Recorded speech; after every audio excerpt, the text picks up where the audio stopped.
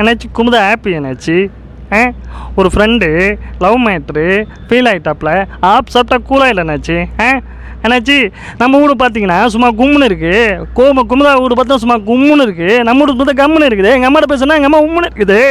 ஐயோ என்னாச்சு? நான் என்ன பண்ணேன், நம்ம ஏரியாவில் இருக்க விளக்கெல்லாம் கலெக்ட் பண்ணிட்டு போய் சும்மா அப்படியே நம்ம வீட்டாண்ட வச்சு சும்மா அப்படியே கொளுத்திட்டால. என்னடா விஜய் சேதுபதி வயசில் ட்ரை பண்ணுறேன் அப்படின்னு பார்க்குறீங்களா? இன்றைக்கி விஜய் சேதுபதி அவர்களை தான் பார்க்க போகிறோம். திரை வெளிச்சம் நேயர்களுக்கு வணக்கம். இன்றைக்கி நம்ம திரை வெளிச்சம் யூடியூப் சேனலில் பார்க்க போகிற படம் மகாராஜா. ஸோ விஜய் சேதுபதி அவர்களோட 50வது திரைப்படம். தென்மேற்கு பருவக்காற்று படத்தில் ஆரம்பித்து இந்த மகாராஜா வரைக்கும் ஸோ அவரோட வித்தியாசமான கதைக்களம் சூஸ் பண்ணுறதா இருக்கட்டும், அந்த கதைக்களத்துக்காக அவர் உடலை வருத்தி கொள்றதா இருக்கட்டும், இந்த படம் அவருக்கு 50வது படம். 2010 தென்மேற்கு பருவக்காற்று ரிலீஸ் ஆச்சு. அதுலேருந்து அப்படியே பீசா, சூதுகவும், இதற்கு தானே ஆசைப்பட்டாய், பாலகுமாரா, தர்மதுரை, ஏகப்பட்ட படங்கள் சொல்லாங்க விஜய் சேதுபதி. விஜய் சேதுபதி எனக்கு ரொம்ப பிடிக்க காரணம் என்னென்னா, உங்களோட நீங்கள் கனெக்ட் பண்ணிக்கலாம் ஒவ்வொரு படம் நடிக்கும் போதும். ஆகா இந்த கேரக்டர் நம்மளாக இருந்தால் எப்படி இருக்கும், சே அப்படி நடிக்கிறார்ல அப்படின்னு சொல்லிட்டு நீங்கள் சூப்பராக அவரோட கனெக்ட் ஆயிருவீங்க. ஸோ அப்படிப்பட்ட படம் தான் இந்த மகாராஜா. ஸோ மகாராஜா படத்தை இயக்கியிருக்க டைரக்டர் பேர் வந்து பார்த்தீங்கன்னா நித்திலன் சுவாமிநாதன். அவர் இதற்கு முன்னாடி 7 வருஷத்துக்கு முன்னாடி குரங்கு பொம்மை அப்படிங்கிற ஒரு படத்தை கொடுத்தாரு. இண்டஸ்ட்ரியை ஃபுல்லாகவே புரட்டி போட வச்சார். ஸோ இந்த படம் டெஃபினட்டாக இண்டஸ்ட்ரியில் இருக்க எல்லாரையுமே திரும்பி பார்க்க வைக்கும், எல்லாரையும் ஒரு கேள்வி கேட்க வைக்கும், யார் அந்த லட்சுமி அப்படிங்கிற ஒரு கேள்வி உங்களுக்கும் இருக்கும். ஸோ டெஃபினட்டாக எல்லாருமே மகாராஜா படத்தை என்ஜாய் பண்ணுவீங்க. தியேட்டர் விட்டு வெளில வரும்போது பயங்கரமாக எமோஷனலாக தான் வெளில வருவீங்க நீங்கள். ஸோ இந்த படத்தை இயக்கியிருக்க டைரக்டர் நித்திலன் சுவாமிநாதன் வந்து நாளை இயக்குனர்லேருந்து வந்திருக்காரு. ஸோ நிறைய குறும்படங்கள் பண்ணியிருக்காரு. அது மூலயமா நிறைய வெற்றிமாறன் சார், வசந்த் சார், அந்த மாதிரி அவங்கள்ட்ட வந்து பெரிய அப்ரிஷியேஷன் வாங்கியிருக்காரு. ஸோ இந்த படத்தில் வந்து விஜய் சேதுபதி அவர்கள் வந்து 2 கதாபாத்திரமாக நடிச்சிருப்பார். அதாவது வந்து ஒரு இளமை பாத்திரம் ஒன்று, இன்னொன்று வந்து ஒரு 55-60 வயசு கதாபாத்திரமாக நடிச்சிருப்பார். ரெண்டுக்குமே வேரியேஷன் கொடுத்துருப்பாரு. ஸோ நீங்கள் படம் பார்க்கும்போது உங்களுக்கு ரொம்ப கனெக்ட் ஆகும் அந்த வேரியேஷன் எதுக்காக கொடுத்துருக்காரு அப்படின்னு சொல்லிட்டு. இதில் ஹீரோயினாக வந்து மம்தா மோகன்தாஸ் அப்படிங்கிறவங்க பண்ணியிருக்காங்க. அவங்க இதுக்கு முன்னாடி தடையற தாக்க ஏகப்பட்ட படங்கள் நடிச்சிருக்காங்க. மலையாளத்தில் ஃபெமிலியரான ஹீரோயின் அவங்க. ஸோ ஜனகணமன நிறைய படம் பண்ணியிருக்காங்க அவங்க மம்தா மோகன்தாஸ். அதுக்கப்புறம் விருமாண்டி படத்தில் பார்த்த அபிராமி மேடம் இந்த படத்தில் ஒரு வித்தியாசமான ஒரு குடும்ப தலைவியாக பண்ணியிருக்காங்க. அப்புறம் எனக்கு ரொம்ப பிடிச்ச, உங்களுக்கெல்லாம் ரொம்ப பிடிச்ச ஃபேவரட் டைரக்டர் அனுராக் காஷ்யப் அவர் நடிச்சிருக்காரு ஒரு வித்தியாசமான வில்லன் கதாபாத்திரத்தில். ஸோ ரொம்ப நாளுக்கு அப்புறம், ரொம்ப வருடத்துக்கு அப்புறம் நம்ம பாய்ஸ் மணிகண்டன் அவரை வந்து நம்ம மிஸ் பண்ணிக்கிட்டே இருந்தோம். எங்கடா அந்த கேரக்டர் இந்த படத்துலையுமே பார்க்க முடியல அப்படின்னு நம்ம மிஸ் பண்ணிக்கிட்டே இருந்தோம். ஸோ அந்த நீங்கள் மிஸ் பண்ணது எல்லாமே இந்த படத்தில் ரொம்ப ஃபுல்ஃபில் ஆகிருக்குங்க. பாய்ஸ் மணிகண்டன் வேறு மாதிரி பண்ணியிருக்காருங்க இந்த படத்தில், வேறு மாதிரி சூப்பராக பண்ணியிருக்காரு. ஸோ சிங்கம் புலி சார் இந்த படத்தில் வந்து பண்ணியிருக்காரு. சிங்கம் புலி சாரை வந்து நம்ம வந்து இதுக்கு முன்னாடி காமெடி ஆக்டராக பார்த்துருப்போம், ஒரு குணச்சித்திர நடிகராக பார்த்துருப்போம். இந்த படத்தில் வந்து பார்த்திங்கன்னா முழுக்க முழுக்க முழுக்க ஒரு நெகட்டிவ் கேரக்டர், ஒரு வில்லன் கதாபாத்திரத்தை எடுத்து அவ்வளோ அழகாக பண்ணியிருக்காருங்க. அவ்வளோ அழகாக தத்ரூபமாக நடிச்சிருக்காருங்க. ஸோ எல்லாரையுமே இயக்குனர் வேலை வாங்கின விதம் இருக்குல்லங்க டைரக்டர் நித்திலன் சார், அவ்வளோ சூப்பராக வேலை வாங்கியிருக்காரு. இந்த படத்தில் ஒவ்வொரு கேரக்டருமே உங்களால் வந்து ஐடென்டிஃபை பண்ண முடியும். ஸோ இந்த படத்தில் வந்து ஒரு திருடன் கேரக்டர் ஒருத்தர் பண்ணியிருப்பார், அவர் பேர் வந்து துரை.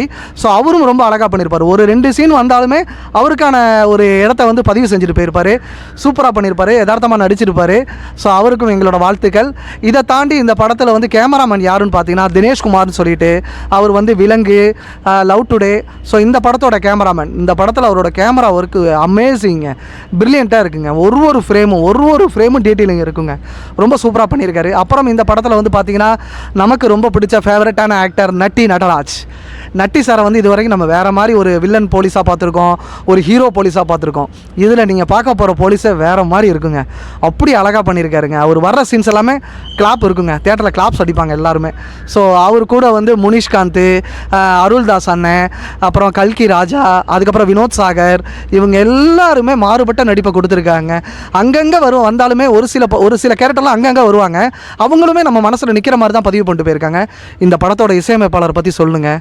அவர் தாங்க குரங்கு பொம்மை படத்துக்கும் பண்ணார், அவர் தாங்க காந்தாரா படத்துக்கும் பண்ணார், அவர் தாங்க மகாராஜாவுக்கும் பண்ணியிருக்காரு. அஜினேஷ் அப்படின்னு சொல்லிட்டு மிக அற்புதமான மியூசிக் டைரக்டருங்க.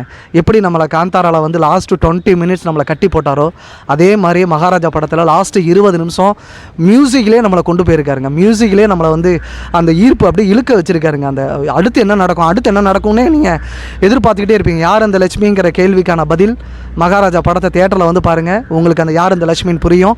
ஸோ இந்த படத்தில் வந்து வேறு யாரெல்லாம் நடிச்சிருக்காங்க அப்படின்னு பார்த்தீங்கன்னா, சின்ன சின்ன கதாபாத்திரங்களாக வருவாங்க, அவங்களாமே ஸ்கோர் பண்ணிட்டு போயிருப்பாங்க. அந்த மாதிரி ஆர்டிஸ்ட் யார் யாரெல்லாம் இருப்பாங்கன்னா, இந்த போலீஸ் ஸ்டேஷனில் ஒரு சில ஆக்டர் வருவாங்க. எஸ் ஸ்டான்லி சார் நடிச்சிருக்காரு, டேரக்டர் சார், அவர் நடிச்சிருக்காரு. நமக்காக ஏப்ரல் மாதத்தில் ரோஜா கூட்டம் படத்தை கொடுத்த எஸ் ஸ்டான்லி சார் அவர் நடிச்சிருக்காரு. ஒரு வித்தியாசமான ஒரு ரைட்டர் கேரக்டர் பண்ணியிருக்காரு. அப்புறம் இந்த படத்தில் வர கான்ஸ்டபிள்ஸு, இந்த படத்தை போலீஸ் ஸ்டேஷனில் இருக்கக்கூடிய ஒரு சின்ன சின்ன பிசி கான்ஸ்டபிள்ஸு, அவங்க எல்லாருமே தனித்துவமான நடிப்பை வெளியே கொடுத்துருக்காங்க. ஸோ இந்த படமே ஓவராலாக மகாராஜா வந்து விஜய் சேதுபதிக்கு 50வது படமாக அமையறதுக்கு விஜய் சேதுபதி சார் கொடுத்து வச்சுருக்கணுங்க. ஸோ ரொம்ப எந்த அளவுக்கு நமக்கு வந்து விஜய் சேதுபதி நம்ம வந்து உச்சத்தில் இருக்காரோ, இந்த படம் அடுத்த கட்ட ஒரு உச்சத்துக்கு கொண்டு போகுங்க. டெஃபினட்டாக அவரோட ரேட்டிங்கே வேறு மாதிரி போயிடும், அவரோட மார்க்கெட்டே வேறு மாதிரி எகிரிருங்க. ஸோ இந்த படம் டெஃபினட்டாக எல்லாரோட மனசுலையும் ஆணித்தனமாக நிற்கும், உங்களை எல்லாரையும் அள வைக்கும், உங்கள் எல்லாரையும் சிரிக்க வைக்கும், உங்கள் எல்லாரையும் ஒரு உத்வேகப்படுத்தும். ஸோ இந்த படம் வந்து விஜய் சேதுபதி அவர்கள் வந்து தன்னோட பொண்ணுக்காக எந்த அளவுக்கு எக்ஸ்ட்ரீம் போகிறாரு அப்படிங்கிறதாங்க இந்த படத்தோட ஒரு சின்ன கரு. தன்னோட பொண்ணுக்காக, தன்னோட மகளுக்காக, அவளுக்காக எந்த எக்ஸ்ட்ரீமுக்கும் நான் போவேன் அப்படின்னு ஒரு அப்பா இருப்பார்ல, அந்த அப்பாவை நீங்கள் இந்த படத்தில் பார்ப்பீங்க. விஜய் சேதுபதி அவர்களுக்கு 2 கேரக்டர் வந்து நமக்கு மாறி மாறி வித்தியாசமாக பண்ணியிருப்பாங்க. அப்புறம் இந்த படத்தில் வந்து இந்த பேச்சுலர் படத்தில் நடித்தாங்கல்ல திவ்யா பாரதி, அவங்க இந்த படத்தில் நடிச்சிருக்காங்க. அவங்களா இவங்க அப்படின்னு சொல்கிற மாதிரி ஒரு வித்தியாசமான ஒரு கேரக்டரில் பண்ணியிருக்காங்க. அதுக்கப்புறம் வந்து சூப்பர் குட் சுப்பிரமணி சார் நடிச்சிருக்காரு. அவர் நிறைய படங்கள் நடிச்சிருந்தாலும் இந்த படத்தில் ஒரு தனித்துவமான நடிப்பை கொடுத்துருக்காரு. ஸோ நிறைய பேருங்க இந்த படத்தை பற்றி பேசிக்கிட்டே போயிட்டே இருக்கலாம். மகாராஜாங்கிறது ஒரு வார்த்தையில் சொல்லி முடிக்க முடியாதுங்க. கதைக்குள்ளே போயிட்டீங்கன்னா உங்களை அப்படியே இழுத்து கொண்டு போய்கிட்டே இருக்கும். இந்த படத்தோட எடிட்டர் பிலோமின் ராஜ், உங்களுக்கு பிலோமின் ராஜ் அவரோட எடிட்டிங் தெரியும். லோகேஷ் கனகராஜ் படங்களுக்கு அவர் தான் பண்ணுவார், மடோனா அஸ்வின் படங்களுக்கு அவர் தான் பண்ணுவார். ஸோ ஏகப்பட்ட படங்கள் அவர் பண்ணியிருக்காரு. இந்த படத்தை வேறு மாதிரி ஒரு பேட்டர்னில் எடிட் பண்ணியிருக்காரு, நான் லீனியராக பண்ணியிருக்காரு. அது எல்லாமே உங்களுக்கு ரொம்ப கனெக்ட் ஆகும். பாய்ஸ் மணிகண்டன் கேரக்டர் என் மைண்டுக்குள்ளேயே நிற்குதுங்க. அந்த கேரக்டர் அவர் எப்படி பண்ணார், இதை எப்படி ஒத்துக்கிட்டாரு அப்படின்னு இன்ன வரைக்கும் என்னால் ஜீரணிக்க முடியல. அதே மாதிரியே சிங்கம் புலி சார், அவர் இந்த கேரக்டரை எப்படி ஒத்துக்கிட்டாரு, எப்படி இதை பண்ணுறதுக்கு அக்செப்ட் பண்ணார் அப்படின்னு என்னால் ஜீரணிக்கவே முடியலங்க. இந்த மாதிரி சொல்லிக்கிட்டே போகலாங்க. அப்புறம் இந்த படத்தில் காளையன்னு சொல்லிட்டு ஒரு கேரக்டர் வருவார். அவர் இந்த குக்கு வித்து கோமாளிலலாம் நீங்கள் பார்த்துருப்பீங்க. அவருமே அவரோட போர்ஷனை அழகாக பண்ணியிருக்காங்க. இந்த படத்தில் வந்து எனக்கு ரொம்ப பிடிச்சது லைட்டிங்க. அந்த நைட்டு மூடை நமக்கு அப்படியே சூப்பராக காமிச்சிருப்பாங்க. ஒரு போலீஸ் ஸ்டேஷனில் இருக்கட்டும், ஒரு சிஜி ஒர்க்காக இருக்கட்டும், ஒரு சின்ன சின்ன சவுண்ட் எஃபெக்ட்ஸாக இருக்கட்டும், அது எல்லாமே நமக்கு துல்லியமாக இருக்கும். ஒரு ஃப்ரேமில் வந்து பின்னாடி இருக்க டீட்டெயிலிங் அவ்வளோ அழகாக இருக்கும். விஜய் சேது ஒரு சேரில் உட்காந்துருப்பார், பின்னாடி ஒரு திருக்குறள் எழுதியிருக்கும். அந்த திருக்குறள் நீங்கள் படித்து பார்த்தாலே அதுக்கு ஒரு மீனிங் இருக்குது. சின்ன சின்ன விஷயத்துக்கெலாம் மீனிங் இருக்குங்க. ஐயோ, முக்கியமான ஒரு விஷயத்த சொல்ல மறந்துட்டேங்க. ஸ்டண்ட்டுங்க. இந்த படத்தில் ஸ்டண்ட் மாஸ்டர் யாருன்னு பார்த்தீங்கன்னா நம்ம அனல் அரசு மாஸ்டர். ரொம்ப சூப்பராக, ரொம்ப லைவாக அந்த லொக்கேஷனுக்கு என்ன தேவை, என்ன ப்ராப்பர்ட்டி யூஸ் பண்ணணும், கீழே கிடைக்கிறத அழகாக அதை எப்படி யூஸ் பண்ணணும் அப்படின்னு சொல்லிட்டு, ஃபைட்டுக்கு எத்தனை ஃபைட்டர் வேணும், அந்த ஃபைட்டர் எப்படிலாம் அவங்கள கரெக்டாக அடி வாங்கினா எங்கே விழணும், என்னென்ன ப்ராப்பர்ட்டி வச்சு நம்ம அடிக்கணும் அப்படிங்கிறத ரொம்ப தெளிவாக, ரொம்ப துல்லியமாக இந்த ஃபைட்டை பண்ணியிருக்காருங்க. விஜய் சேதுபதி அவர்கள் ஒரு ஃபைட் ஒன்று இருக்கும், நீங்கள் இந்த ட்ரெய்லரில் பார்த்துருப்பீங்க. சவரக்கத்தி அப்படின்னு சொல்லிட்டு ஒரு டைலாக் ஒன்று வரும். அப்போ அப்படியே அந்த சவரம் பண்ணுற அந்த கத்தியை வச்சுட்டு காதில் இப்படி வச்சு நின்று பாரலாம். அந்த ஃபைட்டு டெஃபினட்டாக சொல்கிறேங்க, இது வரைக்கும் தமிழ் சினிமாவில் வராத ஒரு ஃபைட்டுங்க, இது வரைக்கும் நீங்கள் பார்க்காத ஒரு ஃபைட்டுங்க. அப்படி இருக்குங்க. அதாவது சாது மிரண்டான்னு சொல்லுவாங்க. ஒரு சாதுவாக இருக்கவனுக்கும் கோவம் வந்தால் எப்படி அடிப்பான்னு ஒன்று இருக்குல்ல. நீங்கள் ஓரளவு தான் பொறுமையாக இருக்க முடியும், அவனுக்கும் ஒரு எக்ஸ்ட்ரீம் இருக்குது. அந்த எக்ஸ்ட்ரீம் போனால் அவன் என்ன ஆவான்னு தெரியும்ல நமக்கு. அந்த எக்ஸ்ட்ரீம் தாங்க இந்த படத்தில் கொண்டு வந்திருக்காரு ஸ்டண்ட் மாஸ்டர் அனல் அரசு. அவங்களோட டீமுக்கு எங்களோட வாழ்த்துக்கள். அந்த ஃபைட்டர்ஸ் எல்லாருமே சூப்பராக பண்ணியிருக்காங்க. ஒரு அடியும் நமக்கு உழுற மாதிரி இருக்கும், ஏன்னா அப்படி இருக்குது படம் பார்க்கும்போது. ஸோ கிளைமேக்ஸ் ஃபைட் ஒன்று இருக்குது. அது பார்த்தீங்கன்னா ஒரு பெரிய அப்பார்ட்மெண்ட்டில் நடக்கும். அந்த அப்பார்ட்மெண்ட்டில் எப்படி எடுத்தாங்கன்னு இன்ன வரைக்கும் என்னால் ஜீரணிக்க முடியல. ஸோ அந்த ஃபைட் ரொம்ப லைவாக இருக்கும், ரொம்ப நேட்டிவாக இருக்கும்.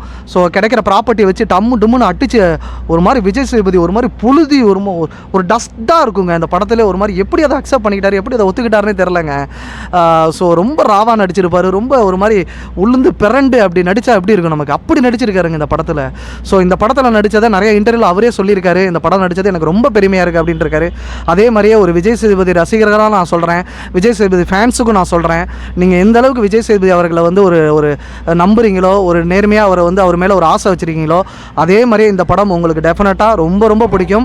டெஃபினட்டாக எல்லோரும் மகாராஜா திரைப்படத்தை பாருங்கள், தியேட்டருக்கு போங்க, ஃபேமிலியோடு போங்க, எல்லாரையும் கூட்டிகிட்டு போயிட்டு இந்த படத்தை பாருங்கள். உங்களை கண்டிப்பாக இந்த படம் ஏமாத்தாதுங்க, அதுக்கு நான் கேரண்டி. ரொம்ப அமேசிங்கான படம் மகாராஜா. டெஃபினட்டாக எல்லோரும் தியேட்டரில் போய் பாருங்கள். மீண்டும் ஒரு நல்ல ஒரு திரைப்படத்தோட, நல்ல ஒரு விமர்சனத்தோடு உங்களை வந்து சந்திக்கிறேன். அதுவரை உங்களிடம் விடைபெறுவது நான் உங்கள் சுந்தர் பாலா. தேங்க்யூ.